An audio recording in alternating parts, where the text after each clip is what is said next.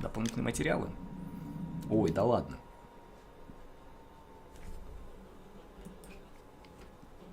Встречайте актерский состав. My name is Rami Malek, and I play Josh. My name is Megan Martin. My name is Brett Dalton. My name is Antonella Lentini, and I played Hannah and Beth. My name is Jordan А, она и Fisher. Хану и I Бет play the сыграла в character итоге. Matthew, Matt for short. I'm Nicole Matt. Bloom, and I play Emily in the game. My name is Noah Fleiss. I am Galadriel Steinman, and I play Ashley. So Эшли Until такая Dawn is прям. the story of 8 teenagers who revisit this cabin in the woods about a year later after a really traumatic experience where I've lost 2 of my sisters, so coming to kind of get some closure in that respect. One of the things that Larry does really well is make these multi-layered characters, and I think for just the story in general, it follows the quintessential horror film plot lines, but the characters are so unique in themselves, and I think that's very cool. Oh, yeah, this was the right thing to do. What? You know, getting everyone together on the anniversary. I mean, Josh seemed really pumped about us all doing something. Надо еще поиграть с Yeah, no, he definitely did. оригинальной I haven't озвучкой. seen him so excited about something in forever. Good. Хотя русская локализация, должен признаться, Sam тоже была and I неплоха. have a few things in common, such as being huge lovers of animals, and she's a huge animal lover. She's vegan. She is a pacifist. I'm not quite sure if I'm gonna go as far as saying that I'm a pacifist, but she's spunky and cool. I know that she, I think, is made fun of a little bit by the rest of them who think that her morals and her beliefs in that area are a little ridiculous and they don't agree with them, but she doesn't Славка у нас на care. стриме, у него во Doesn't всех stop просто her влюблен. from herself, and that's something that I hope I have in common with her. You know, he definitely can be depressed at some times and a bit of a loner, but he takes some solace in one of his sister's friends, Sam, played by Hayden Panettiere, and invites everybody back to the same house the next year to kind of find some closure. Jessica she has a whole lot of personality. She is definitely the sort of mean girl character that, you know, at school she knows she's pretty, she knows that boys like her, and she's gonna use it to her advantage. He's got a big heart, and you can tell that that's very evident, especially how he treats his girlfriend, Emily, and you know, he's kind of a meathead, but in the Малость best way туповат. Really knows what she wants, and Это не то, she что плохо. manages to get that from whomever it is, whether it be Matt or Ой, Mike. господи, You know, she's Мэтт really такой driven. Мэтт.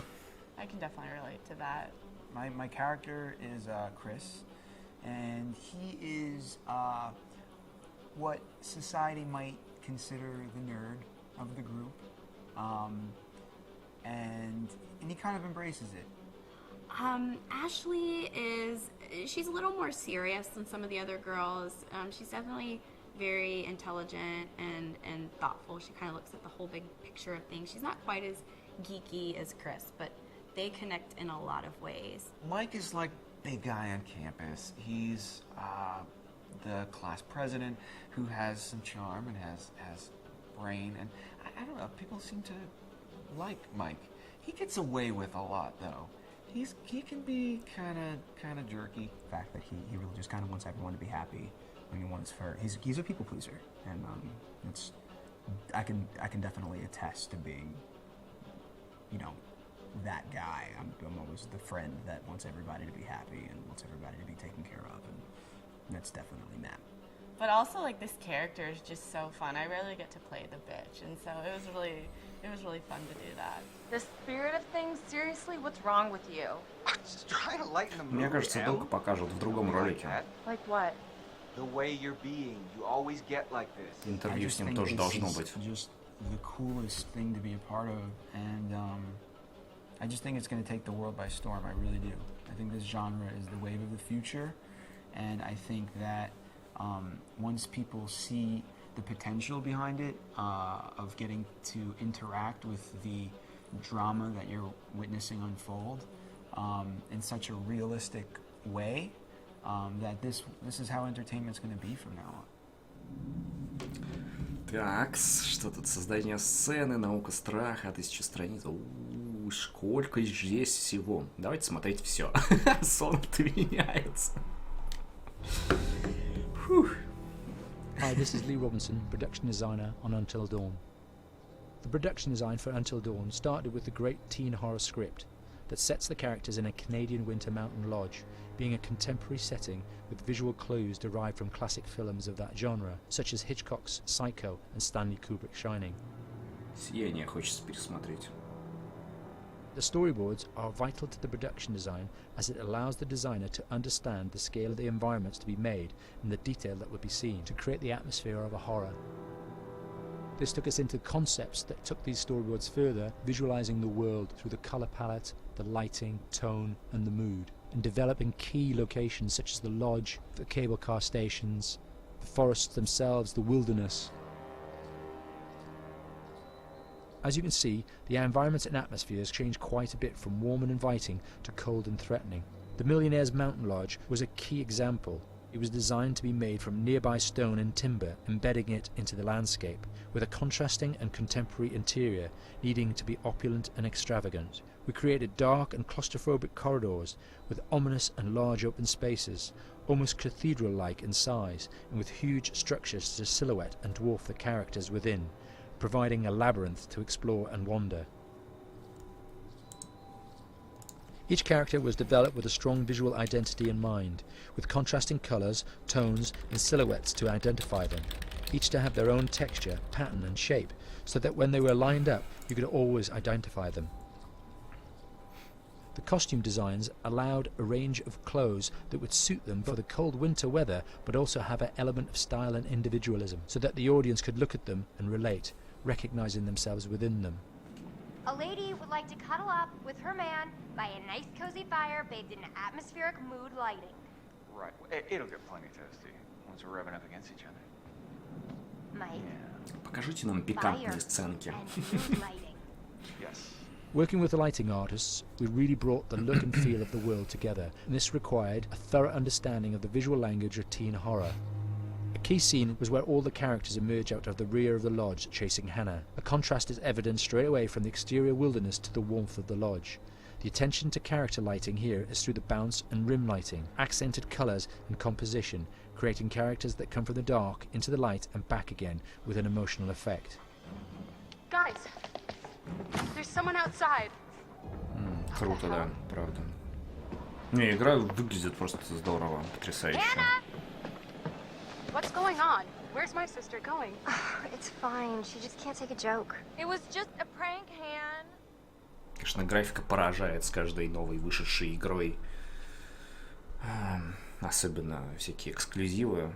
Ну, понятное дело, если бы на компе эта игра вышла, то как бы она вообще прекрасно смотрелась. Переиграй, увидишь пикантные сценки. And one of the things we decided to do early on was to take a scientific approach to how scary it was.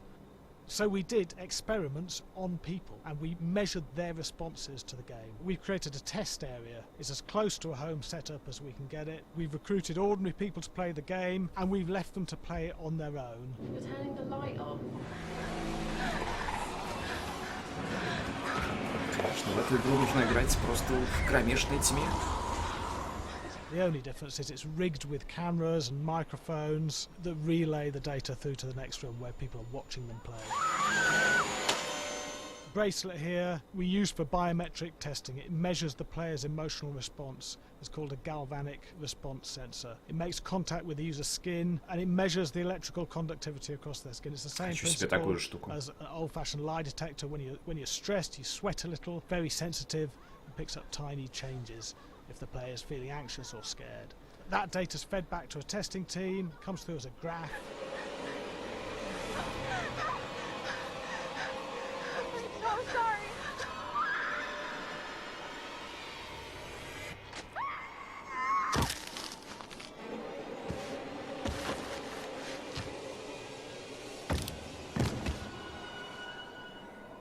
There's no point testing one or two people, you have to test a lot of people. Watch your step. When we have a scare that's consistently has a measurable emotional response, then we knew it was good. If it didn't have that, it goes back to the team for improvement. The data doesn't tell us what's wrong with the scare, it only tells us if it's working or not. Wait, okay, so you hear that too, right? Josh. Девочки так дергаются там. Relatively early in the game. Weirdly regular. Nothing regular about it. We have to create tension and anxiety in the player so they are ready to receive the scare.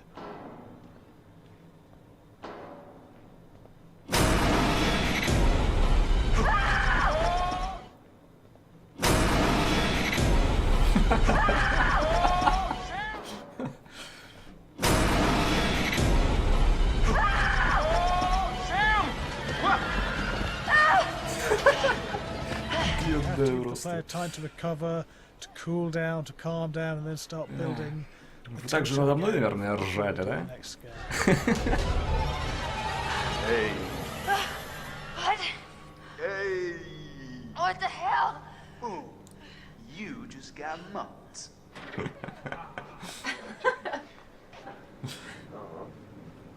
Yeah, it was such an adrenaline high from that game. There's two things we found. One is we could look at the scares, analyse if our expected scares were working effectively. Were people shrieking and covering their hands, or were they getting an emotional response from it? And being scientific about it means that we strip out people's opinions about whether things are working or not. We've got data, and we look at the data. If it's working, we're happy with it. Pretty scary. Bit scared and wanting to get away. I actually maybe a bit scared to play on my own, but in a room with lights on, yeah, with some other people as well, yeah, maybe. Because I'm a scaredy cat, I would play with someone in the room. And the lights on. It was one of the scariest games I've played in a long while. Но игра, она не такая правда. Да, играть одному в темном помещении по атмосфере круто. Насчет страшного, не знаю, просто вот эти вот скримеры, а тут кто угодно испугается. Под конец мы уже, правда, к ним привыкли. Hi, Larry. Но все равно иногда дергало. Hi, my name is Graham Resnick. I'm a filmmaker, writer, director, sound designer, and I started working with Larry Fessenden about 10-15 years ago through my friend Ty West, who I grew up with, and have done a lot of sound design with on his films. And he was producing Ty's films at the time, and Ty introduced me to Larry. Larry produced my first feature, and we've written together on several projects. My name is Larry Fessenden. I'm a filmmaker. I run Glass Eye Pix, which is an independent production company out of New York. We make indie movies, a lot of scary movies as well. And I got a call to audition to write this video game. And I called my pal Graham Resnick because Graham's a gamer, and while I thought I could offer something to the idea of writing this multi-branching story, I knew that I would want Graham's expertise as a lover of gameplay, since I guess games were started. So and just as a lover. And as a lover, yes. Which is why there's so many sex jokes in the game. There was one Italian website that did say Oh, that's Fessenden right. and Graham Resnick, the two lovers behind Until Dawn. Come here. Maybe I know how to handle you too. I am definitely ready to be handled. So I wanted Graham by my Я хочу side. эту сцену посмотреть. Yeah, and we got the gig, and it's been an amazing ride.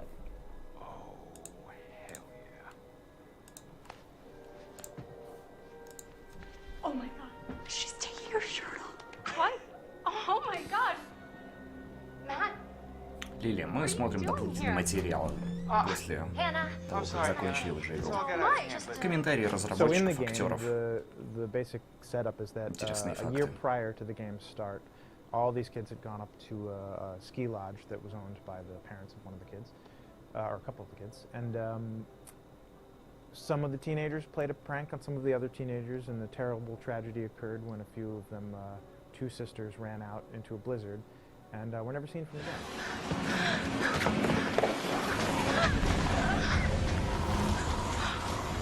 Главное, потом на бок.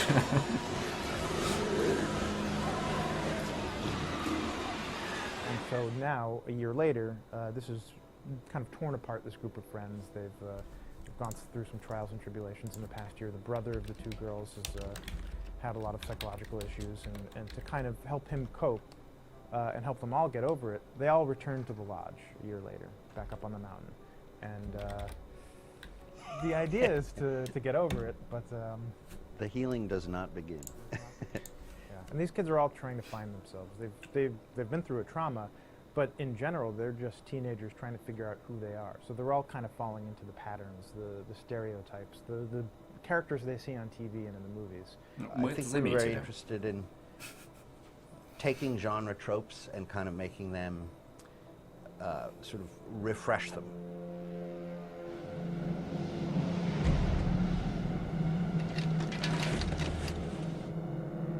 Тут было видно теперь, что это Джош. Лоб такой, значит, как у него. Или это был не он? Я что-то путаю. Винди?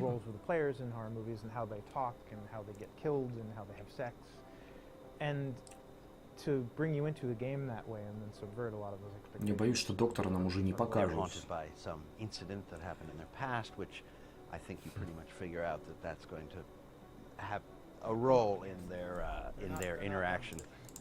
Yeah, so I think what was fun was we take some sort of stock characters and we try to give them some shape, but at least at the beginning they're recognizable in the way of groups of friends. There's, you know, the jock and the bitchy girl and the rivalries between everyone. And oh my gosh, and really fun characters too.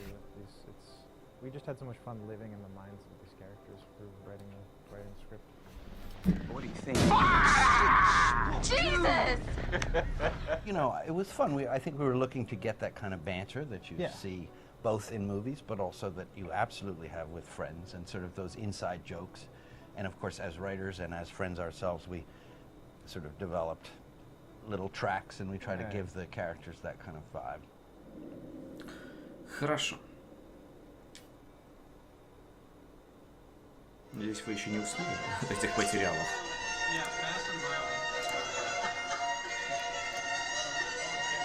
Господи.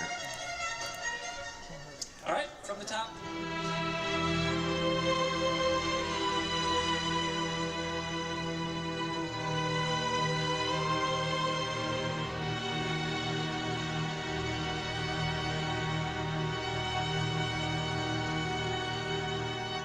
Jason Graves, and I'm the composer for Until Dawn.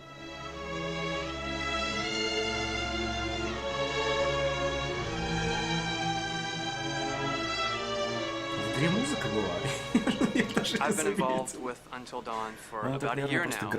Originally, I was contacted by Barney Pratt, the audio director. I think that had something to do with my lineage of horror games, and hopefully not the fact that my last name is Graves, although a lot of people seem to associate my name with scary music.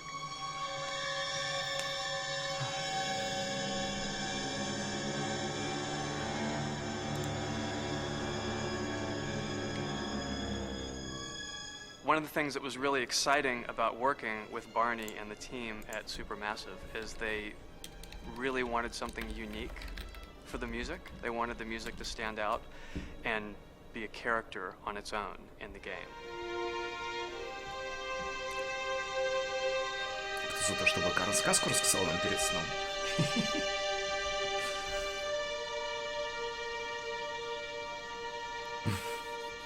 When I'm first starting on a new score, and it doesn't matter if it's film, television, or games, I always end up going to the main theme. Sometimes the developer or producer isn't even necessarily interested in the main theme at the beginning. I just want to do it for myself, because for me, the main theme is the identity of the game. It establishes the mood, the atmosphere, and the character of the music, and how it's going to be playing in the background. And that's what we did with Until Dawn. That was actually my demo pitch to Supermassive Games. I put a main theme together, recorded all the instruments at my studio, and sent it to them. And they liked it. We actually ended up recording that exact theme, all the instruments and everything, live here at Ocean Way probably 9 months ago. and that's what we've been using in all the demos for the game, and that's the final version of the theme that is the main theme that you'll hear on the menus and in some key pieces of gameplay.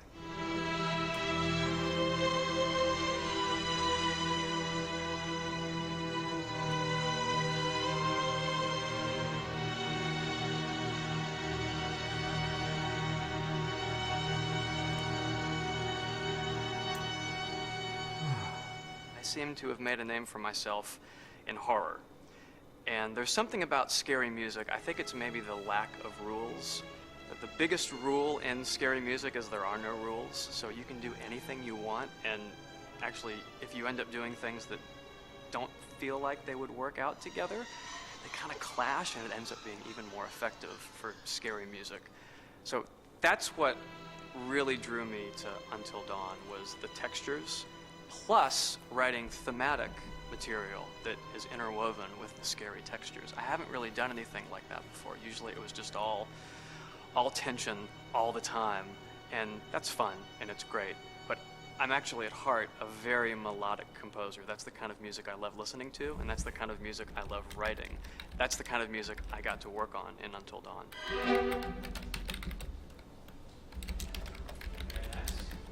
Same thing.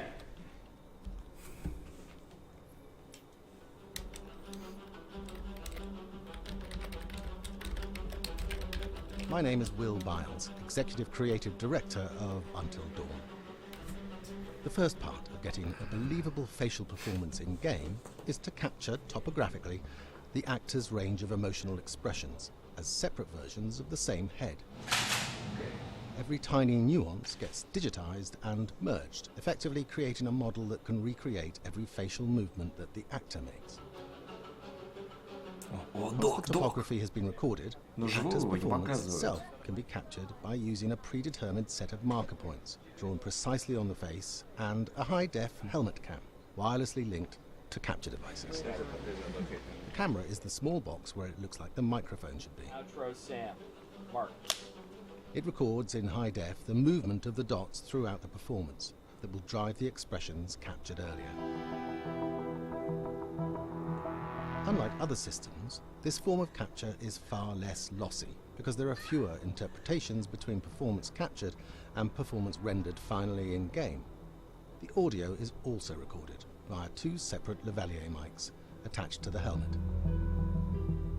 It takes a while for the actors to acclimatize to carrying around the recording devices and the helmet cams, but very soon the shoot becomes similar to any other effects shoot or a green screen shoot. The actors in these scenes are only recording facial animation, but use cursory body movements for pacing.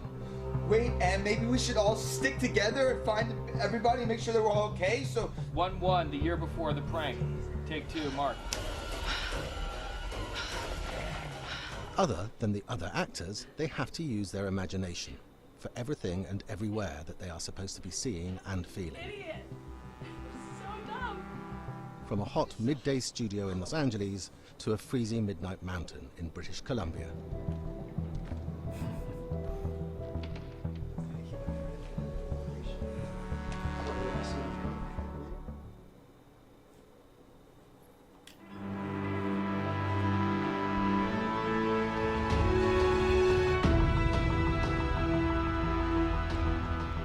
Until Dawn is a dynamic, ever-changing story. The facial performances and the body performances are recorded separately with different systems. Motion capture. Вперед просто технология. With the body capture, we use reflective bead suits and an infrared camera matrix system that drives the CG bone hierarchies in our character models. These performances cover everything from character locomotion, scene-specific performances, and stunt work, most of which was recorded at studios in Pinewood and Shepperton, near London. Anna! Hello? Combining all the elements seamlessly in the final game becomes a formidable editing and logistical task. Every variation, both physical and emotional, must be combined in these multi-edits. Scaffolding props have to stand in for the sets, because the hundreds of infrared cameras have to be able to see all of the reflected beads on the actor. Такие Коротенькие ролики.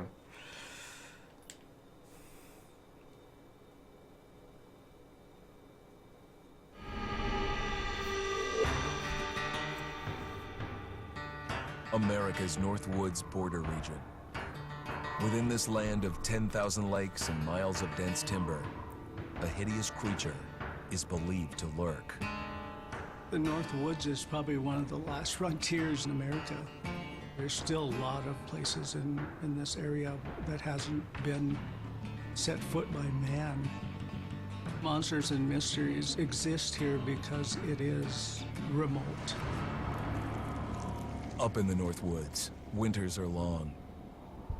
In times of biting cold and isolation, a devouring monster is believed to come forth.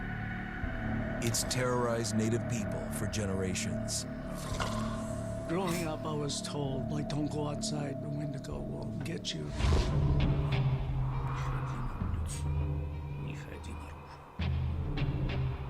Among the traditions of the northern Algonquin tribes is the Wendigo, a monster that can seize hold of a person to carry out its hunger for human flesh. Many Native Americans fear even talking about this Wendigo, and even the mention of the name will let the Wendigo find out where you are, and it will open you up to be possessed by this Wendigo. The most famous case of a Wendigo possession took place in 1879. In the deep woods outside of Edmonton, Alberta. Swift Runner, a Cree Indian, was a trapper and a guide. He had left town the previous autumn with his wife, 6 children, and his mother. But when Swift Runner returned in spring, Хотели стрим по he was alone. какому-нибудь просмотру Swift фильма Runner устроить? came into a nearby village telling this heartbreaking tale I had to watch them starve to death. of his family being killed by starvation, and that he was the only survivor. My whole family gone. It wasn't hard to understand a family falling victim to a brutal winter. To even not. Yet something was suspicious about Swift Runner. He was a умоюсь. strapping man, and he came совсем into засыпаю. town weighing over 200 pounds. It didn't look like somebody who had just weathered a terrible winter. He wasn't malnourished, didn't look like he was starving. He looked healthier than ever. After a few nights, it became clear that something was wrong. He started having night terrors, screaming in his sleep. I am the Wendigo. Villagers alerted the police. Swift Runner actually guided them back to his winter cabin. When they got there, that's when they saw the true horror.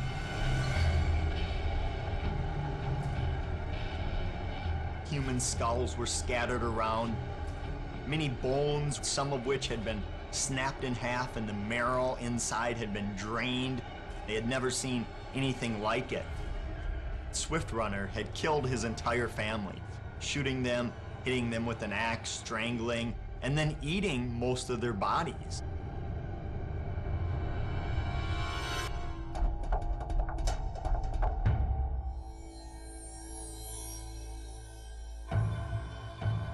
Right up until the moment the noose was on his neck, Swift Runner swore the evil spirit of the Wendigo had possessed him and twisted him into a cannibal killer.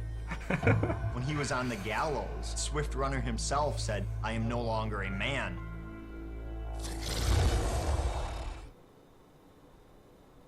Все, наконец-то. Простите. Претворение в жизнь. Ну, это последний документальный такой дополнительный материал, который мы, видимо, открыли. Смотрим. И на этом заканчиваем уже стрим. Just move over there. Go on, move. Let me say what I came to say. I'm here to tell you what you're up against being back on this mountain. You should never have returned. I don't know why you did after what happened last year. You mean with Hannah and Beth? Yeah, how could you know without being involved? I don't take kindly to you kids coming up here to my mountain. Your mountain. The mountain don't belong to me, it's true. But it don't belong to the Washingtons. This mountain belongs to the Wendigo. Hi, this is Lee Robinson, production designer at Supermassive Games. Understanding the ancient myths of the Wendigo was key for their development that helped the visual look. Through sketches and concepts, these elements were visualized, such as eyes being milky, almost dead, with loss of lips and eyelids due to frostbite, fangs growing and arms and legs getting longer, with skin hardening and thickening to look snarling and menacing, yet withered and lean. The hell was that? Another piece of... Fingers and toenails extending like claws, allowing them to climb effortlessly. We made them look gaunt and weathered, and having ragged remains of clothes they wore. Blood-stained and rotten, with patches of hair still remaining, they retained strong skeletal limbs, which enable them to be agile and quick through the environment. Where are you?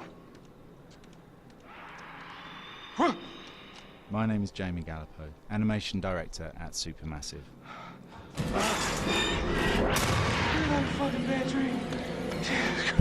The overall direction on the creature was to be very strong, to be extremely fast. We wanted a spike-like movement to the creature. 1 minute, scampering, leaping, and then crawling. Almost instantaneous. And finally, we wanted the creature to have this real, uncontrollable thirst for flesh. From a sound design perspective, the Wendigo is a real challenge. For the main vocalizations of the Wendigo, we used our own vocalizations, various different animals from the exotic to the farmyard, various plugins and processes to gel these sounds together and keep a human resonance behind that voice, telling the backstory of the Wendigo.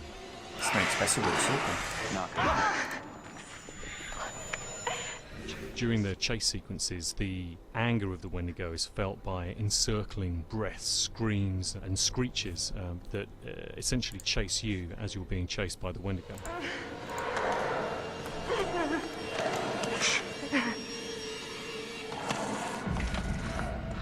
We would layer them up in a multitude of layers, sometimes 15, 20 sounds playing at the same time, to build up the vocalizations for this fearsome creature which is always in attack mode, hyperactive and chasing you throughout the game.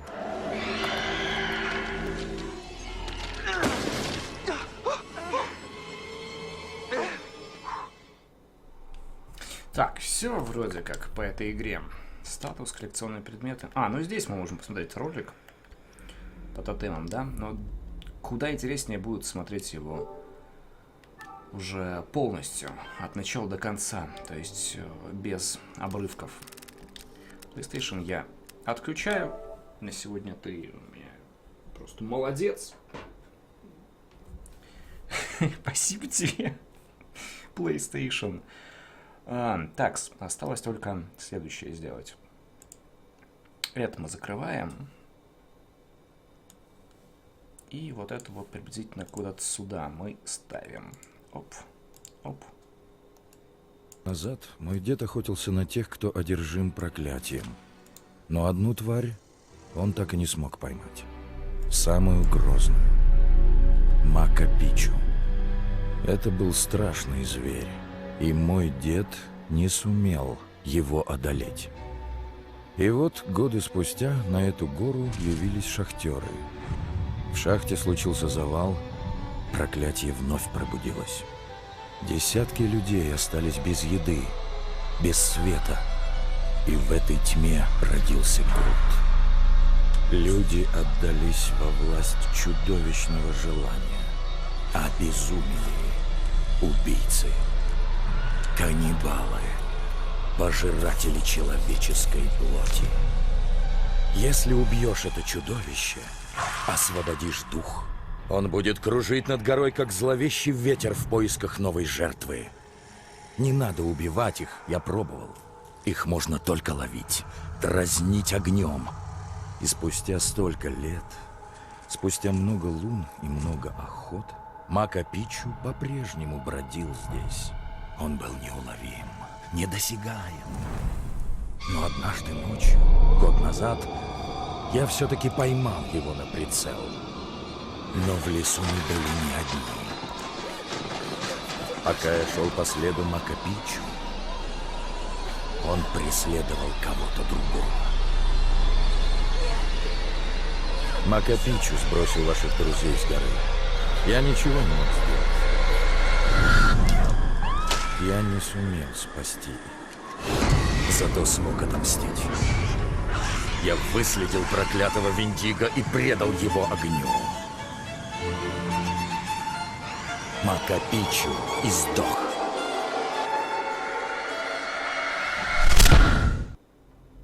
Но он вернулся. Так, окей.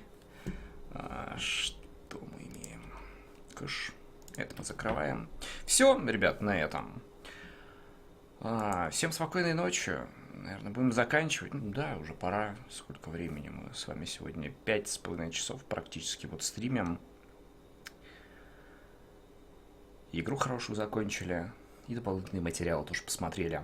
В общем, я хорошо вместе с вами провел время. Надеюсь, вы тоже. Все, друзья. Всем доброй ночи. Хороших снов. До завтра. Думаю, завтра мы еще с вами увидимся и поиграем. The Evil Within. Нас тоже ждет потрясающая игра. Не настолько, наверное, потрясающая, но уже более игра все-таки.